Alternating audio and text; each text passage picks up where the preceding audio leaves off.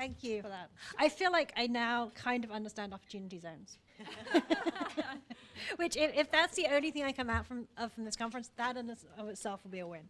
So, and actually, your last question in particular around stakeholders, which is a really useful segue into our second panel, which if you guys want that coming up, which we are calling the practitioners panel or the Imogen panel, as it will be known. But rarely are there two Imogens in a conference. Well, I'm the second Imogen. Yeah, so the point of this panel is really to go a level deeper and talk to and about some of the stakeholders that make up cities, and also explore some of the issues and areas that we think about when we're talking about sustainable cities, because there are so many factors that come into that, from obviously housing, education, prison reform, the environment, all of these different factors, which we need to come together to have, sustainable, thriving cities. So with that in mind, David. Thank you, and thank you to that first panel for teeing this up in a great way. We're going to get you all energized for discussion now and again after lunch. My name's David Sand. I'm Chief Impact Strategist at Community Capital Management.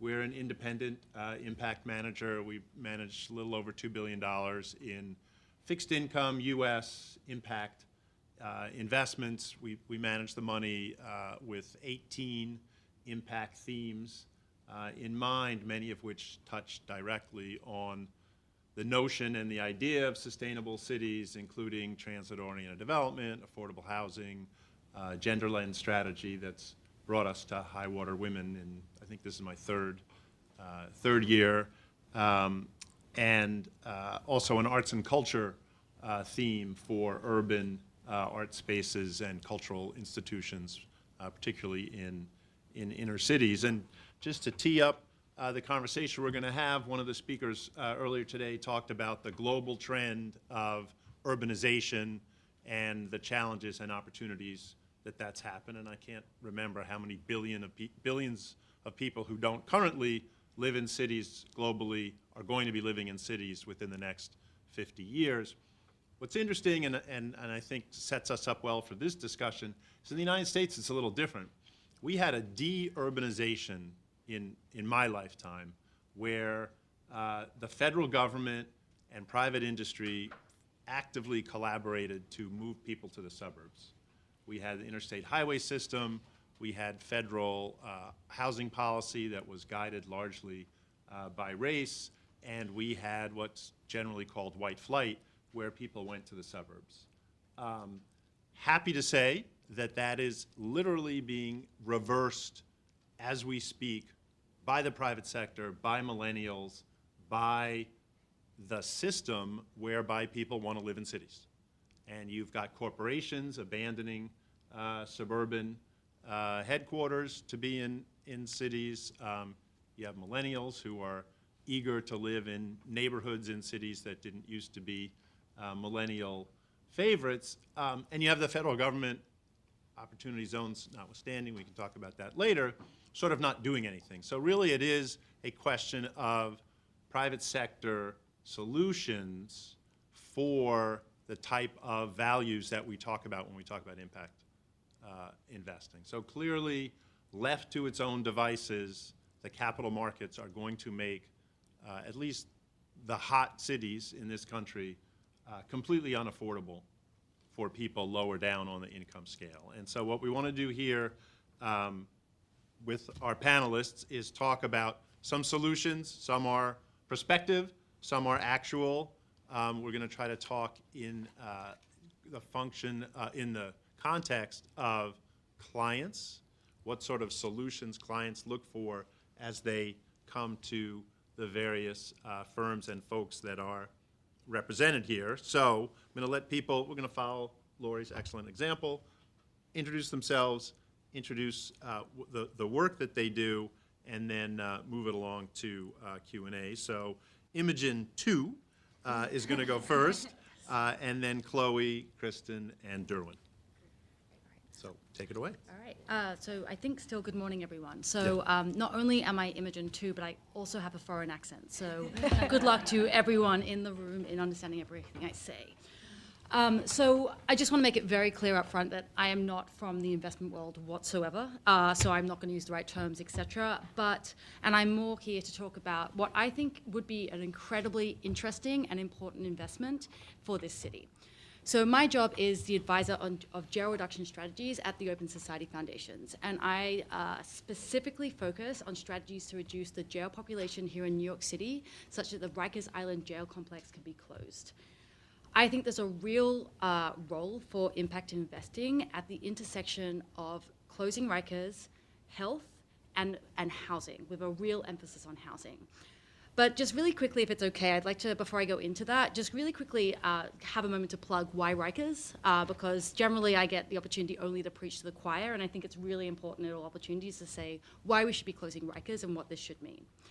So with the push to close Rikers, the idea is we reduce the jail population from what is now 8,500 to less than 5,000 people, and go from a jail complex that can hold 20,000 people down to one which can only hold 5,000 people.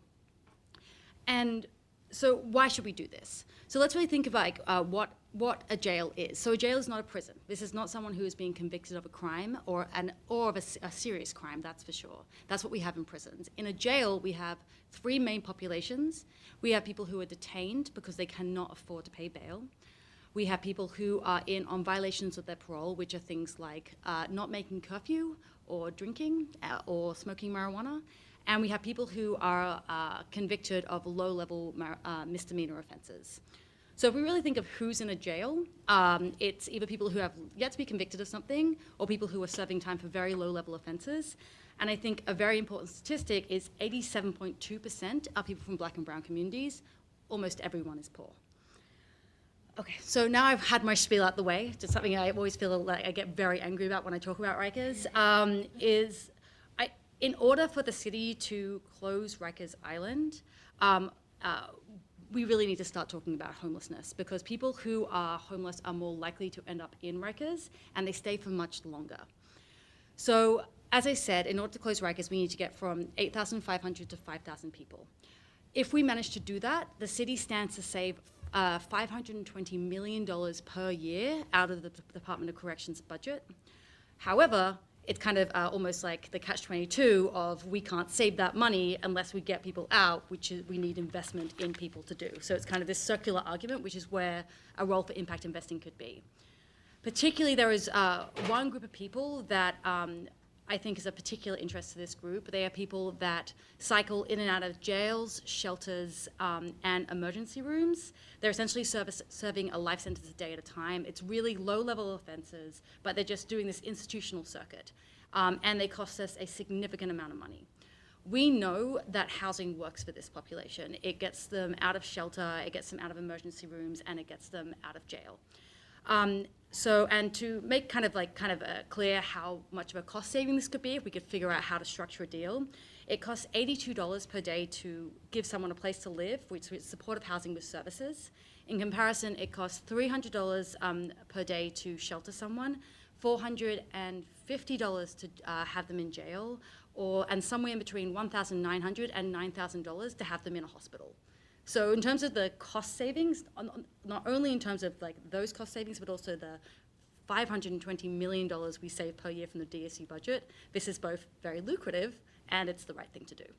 So I just want to kind of lay that out. And I've been told also to speak a little bit about why we don't do this. So New York City has had one attempt at a social impact bond, and it's hard for me not to speak about it and kind of chuckle to myself, because it was just not the world's best structured idea. Tell us how you really feel. Okay, so we have something which has a dearth of research which shows if you give people who are very unwell a place to live, you can get them out of systems. Or we do what we did under the Bloomberg administration, where we say, I know what will get young people to stop the cycle of reincarceration with young people, teenagers. We'll give them cognitive behavioral therapy when they're in jail, and that will stop them from committing crimes. And as a result, that weirdly enough did not work. And as a result, social impact bonds, impact investing is kind of not in favor in this city. So it's kind of two very different things, but it's very difficult to bring in impact investing in New York City because people were so burnt by this not very well thought out, actually just not very well thought out. Not in my opinion, it just was not very well thought out deal. So. Thank you so much. Hello, everyone. My name is Chloe Byrick. I am the senior project manager for a company called the Leela Gorin Group, and we are an impact investment firm and development firm in real estate. What does that mean? So we focus on adaptive reuse projects, all historical buildings, and we open up a new chapter in the story of these buildings' lifetime. Try to extend the story of this building's lifetime. The other thing that we do is focus only on projects that are a story of transformation.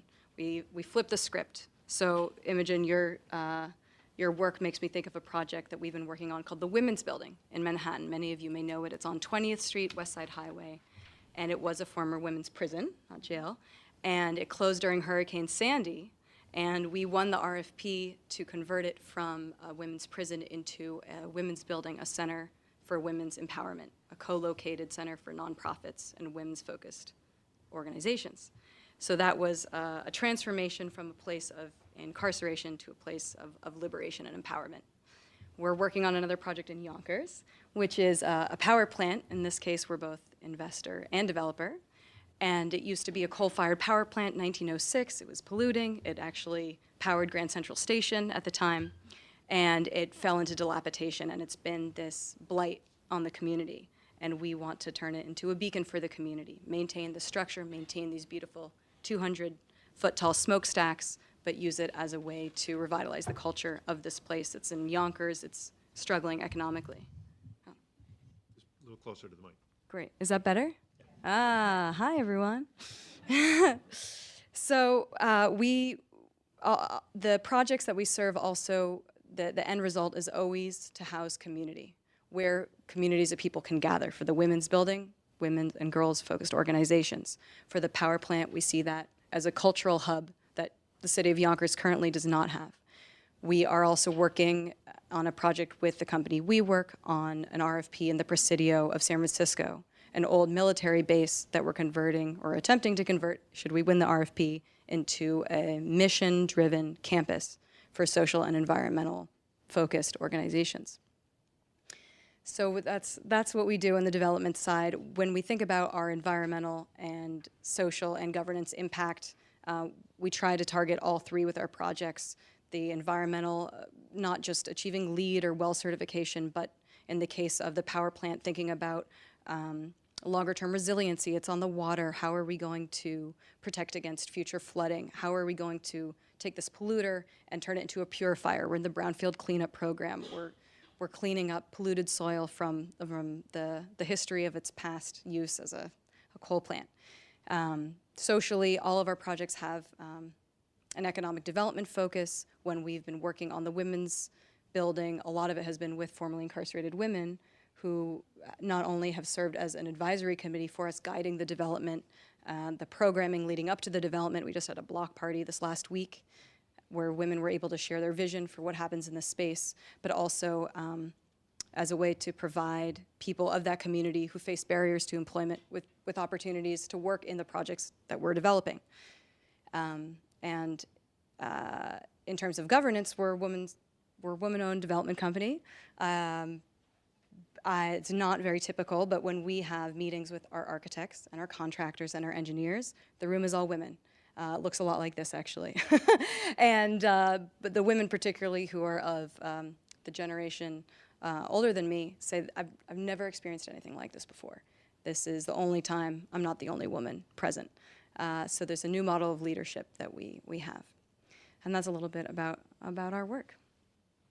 Hi, I'm Kristen Cook from Jonathan Rose Companies. Jonathan Rose Companies is a for-profit mission-based real estate investment and development firm specializing in green, affordable, and mixed-income housing in transit-oriented, high-demand urban markets in the U.S. The kind of concept of sustainable cities has really been part of our inherent core strategy and values since the firm's founding about 30 years ago. We are the 10th largest owner of affordable housing in the U.S., and last year we were the largest acquirer, or the number one acquirer of affordable housing in the U.S. Through our funds, we acquire existing affordable and mixed income housing in transit-oriented or walkable locations. We green them for environmental and economic performance improvements, and we connect our residents with social services to improve their lives and outcomes. We green our properties so that they perform to third-party standards like enterprise green communities criteria. We improve operational efficiencies, and our social service programming connects our residents with existing community programs around health education, arts, safety, food, etc. On our development side, we try to create new or improved models of affordable and mixed income housing, and we enhance those developments with community serving elements like schools, libraries, health service providers, community gardens, green space, etc. And our goal is to really make new models that are replicable and scalable to increase our overall impact. Officially, good afternoon, everyone. I'm Derwin Sisnet. I am a managing partner at Rethink Community, which is a social impact investment fund that invests in real assets centered on healthcare, housing, workforce, and education. The context and I guess the background to all that is, while I know I look like I'm 12, about a decade ago when I still wasn't 12, I led an organization's efforts to develop a blighted area in Memphis, Tennessee. I'm actually a native New Yorker, but cut my teeth in real estate development in Memphis when I started a school. And when I started that school, I realized pretty quickly that that wasn't enough to turn around a neighborhood.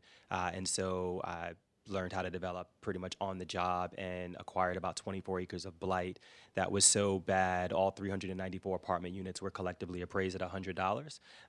The land was valued at $1.6 million, so we went in and figured out how to acquire it as a lowly nonprofit. $1 million was a tax write-off, $400,000 went to the back taxes they owed. They were 3 years arrears in their taxes, and we had $200,000 left to pay, which we didn't have as a lowly nonprofit, so the city of Memphis gave that to us. We then built a network of charter schools to build the capacity to then do more work around that property, acquired another 18 acres of undeveloped land that was landlocked by that property, and in its place we put a performing arts center, which FEMA gave us money to do, believe it or not, $3.5 million to build a tornado shelter that doubles the performing arts center when there's not a tornado, and we built the middle school using New Markets tax credits, raised about $5 million in philanthropy, and then partnered with Habitat for Humanity to build affordable housing. And so all that allowed us to step back and say, well, now we've created this ecosystem. Oh, and by the way, we acquired the shopping plaza directly across the street, put a high school there next to a medical clinic and dental clinic that serves underinsured families. And so when we step back, we built this micro city, and the schools that we created became the highest performing schools in the entire state of Tennessee, and they were all public schools. And so that was the precipice and the thesis behind how we could do this from a social impact lens, because that all happened as a nonprofit.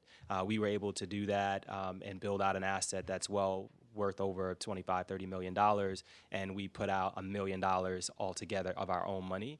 The rest was a combination of philanthropy and public incentives. And so we stepped back and said, how do we do this at scale? How do we do this more quickly? And social impact was the way. The challenge with that, and as the earlier panel talked about opportunity zones, and maybe we'll get into that a little bit here, is that all of a sudden the opportunity zone hit.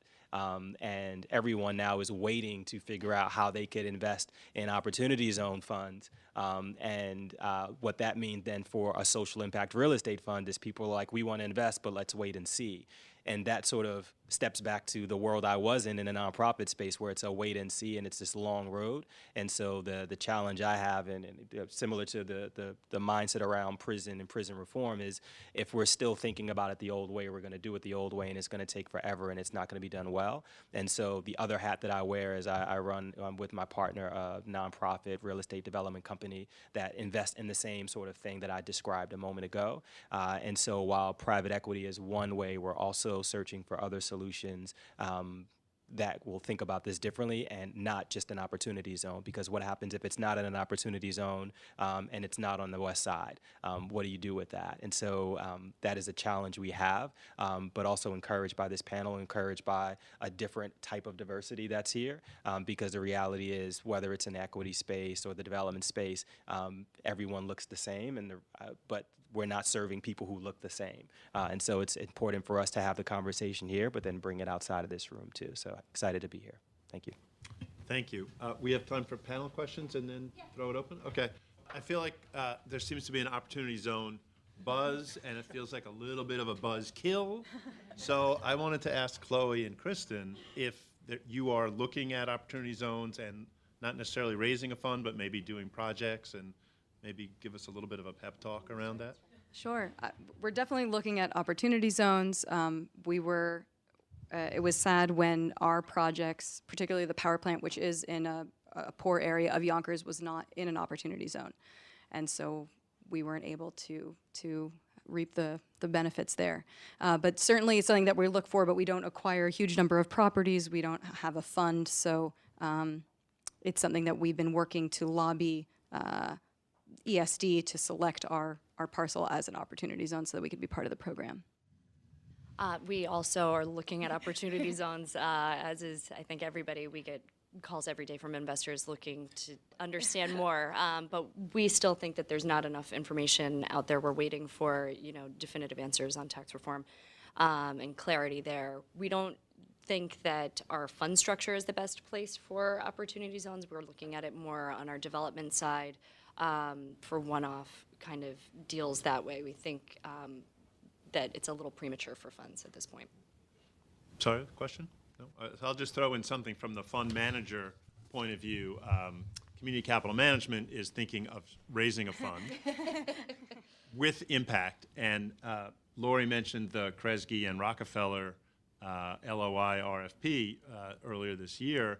And it was limited to 3 pages, which was a function, I think, of how many responses they were expecting. And we responded to that, and we're still part of the process. It seems to be taking a little while. But we have a 3-page definition of our 18 impact themes. So we couldn't really answer any of their questions because we already have a definition of impact. Most of the people that responded were, call them traditional or conventional fund managers, particularly in the real estate and real asset space, for whom the process is helping them articulate what impact means, if indeed they're going to have a concern about impact at all. So, we see it, whether we actually end up doing a fund or not, there's going to be a significant new channel or segment coming into our world, and some of us are very protective of our world because we've been doing it for a very long time. But it is really important if you are on the advocacy side of this business. Many of us are both practitioners and advocates. You want to be successful. You want a larger constituency. When you have a new constituency, we have to figure out how to speak their language in the hopes that they will be encouraged to learn to speak our language as well. In this current environment, politically and regulatory-wise, it's an open question as to how that will all work itself out. So I'm happy if folks in the room have things that haven't been discussed. Yes. Ellen Riley, and I have so many stakeholders following me, accusing me of X, Y, and Z, but we're advocating a model for functional channels so that the functional expertise is at the community level, but ultimately it's nationally driven as well, so it's data. We're working more in tandem with our communities. The national stakeholders, so we'll have the data to do whatever we want across these 8,000 communities, right? So are we chipping away at it is what we want to make sure we get the macro detailed chip away success piece on it. But one of the things I've learned in my effort to convert over, if you will, is that the model we're going to use is debt only. So anything above the equity is not, it turns over back into the public good. So I think there may be a misnomer in myself and others. So I'm in agreement in the sustainable operations, But I think we may find there's another set of solutions beyond where we are that suggest the income above debt, which is where the equity piece is what the public good needs. So it's through restraint that we're going to be able to sustain what we want to accomplish in a joint effort. So I think we're so vested in the equity model of sustaining business, right, and bringing it into the impact investing. But I think there's actually a model of restraint in the middle that we're jumping past. And we may be able to jointly bring the standard business practices into that community objectives and meet both goals. So I just want to make sure, and I know the opportunity zone is not structured for that, but it was my surprise over the last, just in articulating something we didn't articulate because people were still